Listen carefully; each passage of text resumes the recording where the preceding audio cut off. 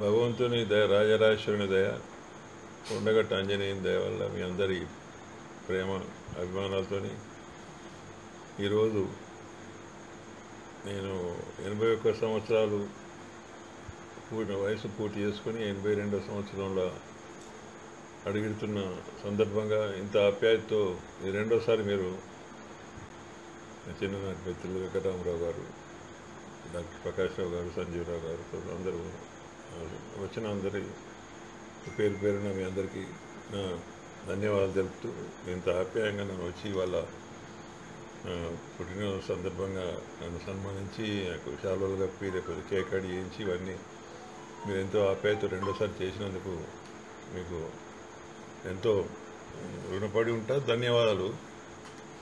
సరే, ఇక నా రాజకీయ జీవితం లేకపోతే నా చిన్ననాటి జీవితం అన్ని గురించి మీరు అంతా చెప్పింది వరకే నేను మళ్ళీ నా గురించినే చెప్పుకోవాల్సిన అవసరం లేదు.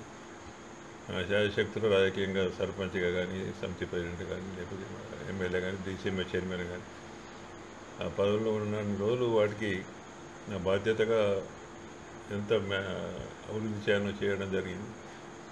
అట్లాగే పద్మనాయక మన బాలికా వసతి గృహం అనే పేరు ఉన్నదాన్ని కూడా మనం అందరం సభ్యులందరం కలిసి అప్పుడున్న కార్యవర్గం పద్మనాయక కరీంనగర్ విలువ సంఘం అని మార్పించుడు, దాని కొరకు అప్పటి కొంతమంది సభ్యులు కూడా అభ్యంతరం తెలిపినా దాన్ని మార్చుకోవడం జరిగింది. బయలాలు మార్చుకున్నాం. మరి మన ఆస్తులకు విలువ సంఘానికి ఆస్తులకు సంబంధించిన కళ్యాణ మండపాలు కానీ, మరి వృద్ధాశ్రమం కానీ అన్నీ కూడా ఎంతో మనం అభివృద్ధి చేసుకోవడం జరిగింది. మరి మధ్యలో వచ్చిన కొన్ని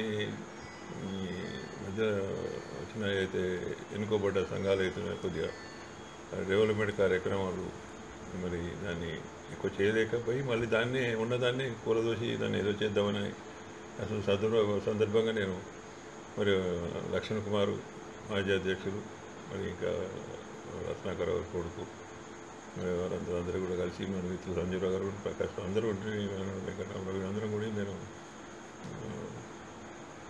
నేను కూడా అందరం కలిసి ఆ రోజు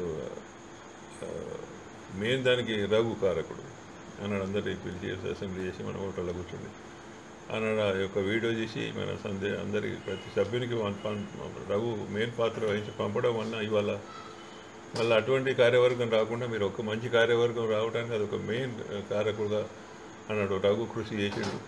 అది దానివల్ల ఇవాళ మీరు మంచిగా అయితే సభ్యులందరూ ఎంతో మరి నిజాయితీతో అధ్యక్షులు, కార్యదర్శులు కానీ సభ్యులందరూ నిజాయితీతో పనిచేసే కార్యవర్గం వచ్చిందానికి నేను ఎంతో సంతోషిస్తున్నాను. మరి ఆ కృషిలో భాగంగా రఘు కానీ మీరందరూ పాల్గొంచుకున్నందుకు కూడా నేను ధన్యవాదాలు తెలుపుతూ మరి మీ అందరికీ కూడా మరోసారి మరి ఈ సమయం తీసుకుని వచ్చి ప్రేమతో నన్ను సన్మానించి మీ పుట్టినరోజు శుభాకాంక్షలు తెలిపిన దానికి మీ అందరికీ ధన్యవాదాలు.